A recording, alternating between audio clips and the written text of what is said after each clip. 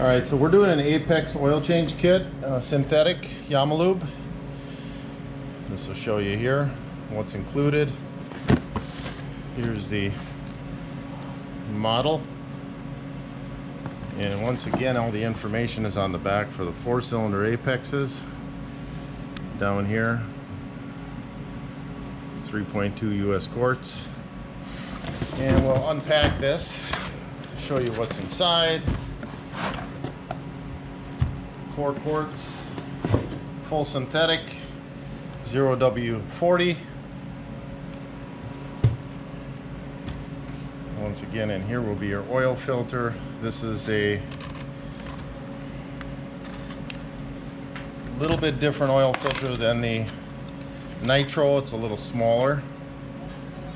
This is a 5GH, and this will also come with one drain plug gasket replacement on the oil tank side, and then the little mileage chart. We're going to pull the hood, side panels, and the lowers in order to do the oil change. As you can see, we have the hood off, both side panels off, and we're going to remove the lower. There'll be a screw, a couple screws underneath, and a screw in the running board, so we can drain the oil tank and inspect the pre-filter. Okay, so we pull the bolts. We need this panel off in order to get to the drain plug and inspect the screen. On this unit, if there's any skid plates, they have to be removed in order to get to the engine drain. On this particular snowmobile, it has an Apex relocation kit for the oil filter, so we will be pulling the nose cone to be able to drain it. Normally, the oil filter is under the battery box. In another video, when I do another Apex, I will show you how to pull the inner panel, which is the key panel. The light pod would have to come off. Gearbox would have to come off. Battery has to come out, and battery box to get to the oil filter, which is underneath the battery box. And we will do that on another video at another time. We're going to pull off the mid panel. I had mentioned that we have a relocation kit on this particular unit. So, and we have other work to do on this, but I'm going to show you how to pull the mid panel. So you pull these on each side. Okay, pull this guy on this side, and then you shift this up and then reach underneath, and there is a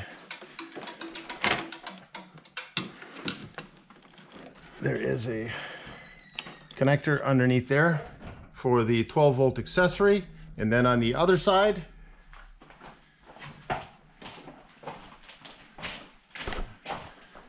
you would want to unplug the ignition right here. Basically, you can rock that panel back and forth and lift it right up. From here, we're going to pull out this bolt, one on each side, 10 millimeter. Once those are released, you push the pod forward, unplug the lighting and gauge accessory, and the pod will come off. Okay, the light pod has been disconnected with the two 10 millimeter bolts, slid forward off the clips on the airbox or on the riser metal, and we're going to unplug it with these two connectors right here. You push in, pull apart. This one here you pull up and pull apart. Okay, so we're going to pull the airbox to show you where the oil filter normally is. There's 3 clamps, and it's nice to have this particular Allen wrench tool to reach in there to be able to pull those clamps. Once you loosen those clamps and you unplug the sensor from the box, there will be 2 air intakes, one here and one coming off the throttle body, that will kind of pop off with the box as you pull the box. And there's one strap in the front. So we'll release that, I'll pull the clamps and pull the box. Loosen the clamps, and you just basically lift up on it and pull back, and it should release. Of course, there we go. There'll be this hose, no clamps needed for those. Once the clamps are loose off of here, just pull the box up. So in order to get to the filter normally on a stock Apex, you pull the battery, then there's a bolt, 14 millimeter here, 14 millimeter here, then you pull the cage. You have to mess with the wiring a little bit to get to the filter, then the filter's underneath. I recommend draining the tank, draining the block, pull the pan off the bottom, then do the filter last. Try to get something underneath the filter because it will make a mess. So we're going to start draining the tank. 12 millimeter wrench. Ooh, she's tight. There we go. And we'll drain this. And then before we drain this, we're going to, I'm just going to tell you, we're going to come back and we're going to check this filter, pre-filter. So we'll drain this, we'll pull this line, we'll remove this, and you will see the pre-filter underneath. Okay, we pulled the nose cone with 6 Phillips screws. Pull the nose cone off. Just point out that there's 2 grease zerks under here if you're doing your greasing at the same time you're doing your oil changing, as well as 2 grease zerks here on the arms and 1 on the back side there. Then we're going to pull off the plate underneath to get the engine drain plate out, or drain plug out, and that is a 4 millimeter to get to the main drain plug. And underneath here, the main drain plug, 6 millimeter, and it's usually pretty darn tight because people crank it, and we'll crack her loose, and we will drain the block and come right back to the oil filter in the front. 6 millimeter clamp.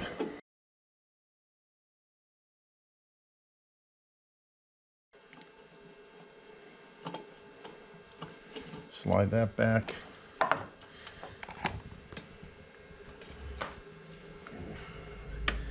What I'm going to do is I'm going to pull this back a little bit and get some rags in there because it's going to make a mess, and just like that. So we'll rip these guys out here.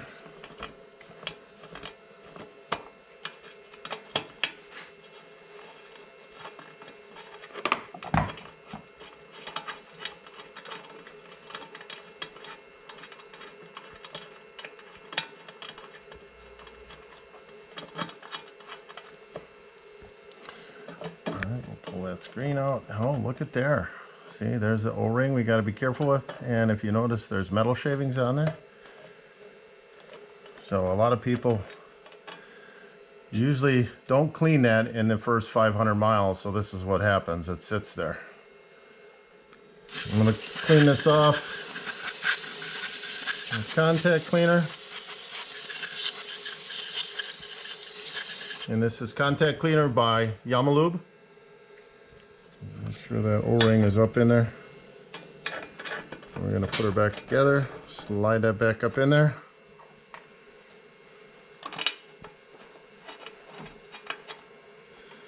Put our 2 6 millimeter bolts back in. Sorry, those are 5 millimeter bolts.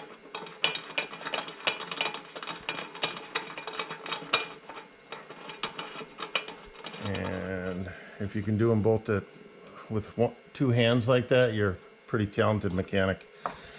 So we're going to just give them a little bit of a twist on there, don't torque them too much. That's why we use a ball end. If you torque them too much, you break the ball. And you got a nice O-ring in there to seal that up. That's all done. So then we'll go ahead and put the line back on the back. Put the clamp on. And we are ready to go drain the block. I added the new copper washer. We're going to put the drain plug in right away so we do not forget. Zip that in. Like I said, because it's copper, you don't have to reef on it. Just give it a little bit of a nice little quarter turn, and we're good on that tank. Okay, we're going to pull the 6mm, which I already crocked loose, and we're going to drain the engine block.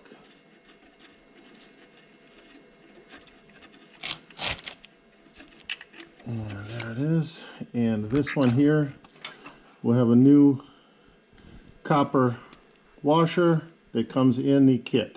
The block is now drained. We're going to put the new plug back in with the copper washer. If I don't drop it in the oil pan first. There we go.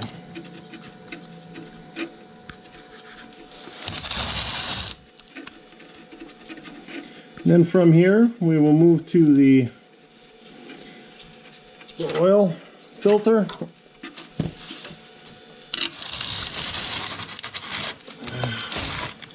So be careful with this guy here. I would not, this one was super tight.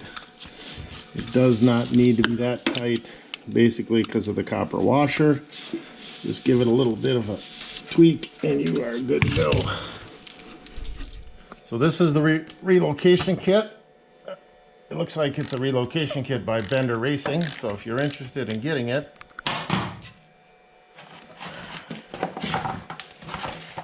move some things out of the way. And the fan here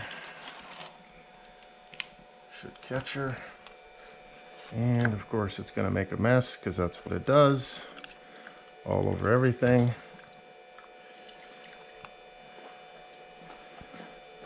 That would be the downfall of having it right here, but we will clean her up good. Okay, we got the new filter. A little bit of oil on the O-ring. Make sure the surface is clean. Spin that boy right on there. Nice and easy because it's in the front. Bring her to hand tight. And then usually give her one about a quarter turn to a half turn more with the wrench. This one feels tight already at a quarter turn. Okay, we're going to put the lower pan back on. And tighten these guys up and then move to fill in the engine back up with oil. The oil change, we get the paper funnel, which is always a nice little deal. Then you can throw it right in the garbage. Get that ready. Disconnect the sending unit. Pull out the dipstick. Clean her off good. Okay, and we will get the funnel in place.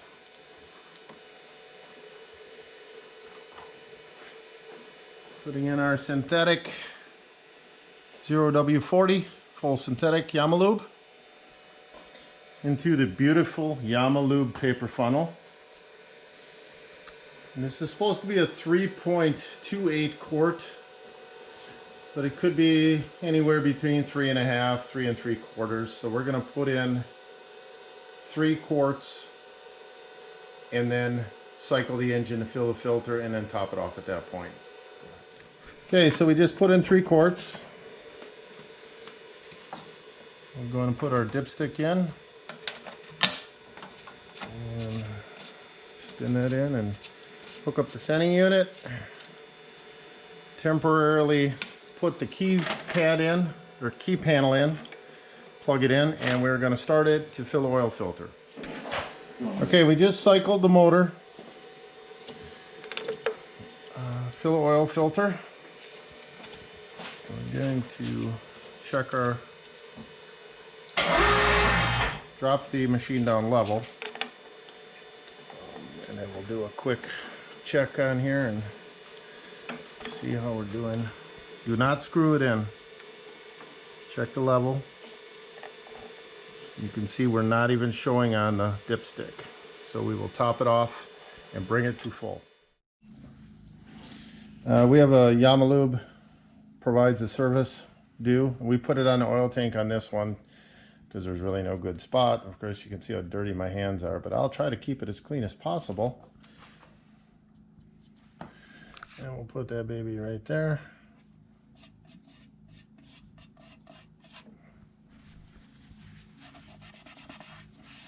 And it sticks down nice. Tell you the oil change for this machine and the date. And then we will do an oil reset on the meter because it's telling us it's flashing oil and giving us a mileage since the oil light came on, or actually it's not oil light, oil meter came on. So it'll say oil, and then it will say how many miles since the oil light came on. It's just telling you how far you're going past your oil change, your recommended oil change sequence. So we're going to reset that on the meter. The air box back on. Hose here, hose off the throttle body. This one goes between, this one goes underneath. It actually goes on pretty easy if you get them started on the bottom and on the top. Start getting that one in there a little bit. She'll pop right on. Get this guy in here. Oh, let's try that again. Get that guy in there. There. This one takes a little bit of finesse. And you get her started, and then you can go ahead and slowly work on the front of the throttle bodies, making sure they don't get pinched. Okay, we got the box put on the throttle bodies. Hoses are on tight. This we plug back in. We'll proceed to tighten with the long Allen, each clamp, and then we will put on the light pod. Okay, we're going to put the light pod on. These clips will hook into the light pod bottom there, but we'll plug in the harness. We'll bring that light pod in, set it just in front of the clip, and then you gotta look underneath and drop the light pod on, scooch it back. Make sure your rubber boots on, and then we'll put the 10mm in here and on the other side, and that will complete the light pod. Okay, we're going to put in the key panel. Plug in the ignition. Of course, we put it in the right direction. Plug in your 12-volt accessory over here.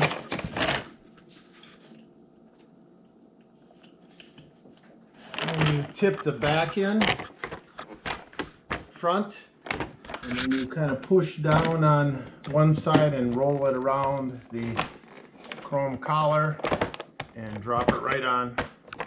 And with your 5mm quarter turn, you lock her down, and basically that's done. Then you would complete the job by putting on your lower panels on the brake side, your side panels, and your hood basically the same way I showed you how to remove it when we started the project. So to reset the oil meter, right now we're on fuel, so we want to go select and see it's flashing oil 378 miles since the oil change indicator came on. So it says push the reset button at least 1 second while the oil change trip meter is going.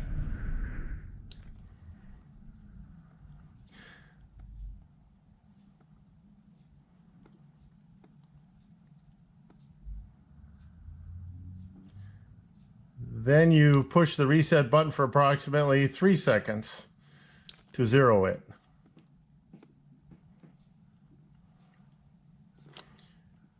And then you just turn the key off and it's reset.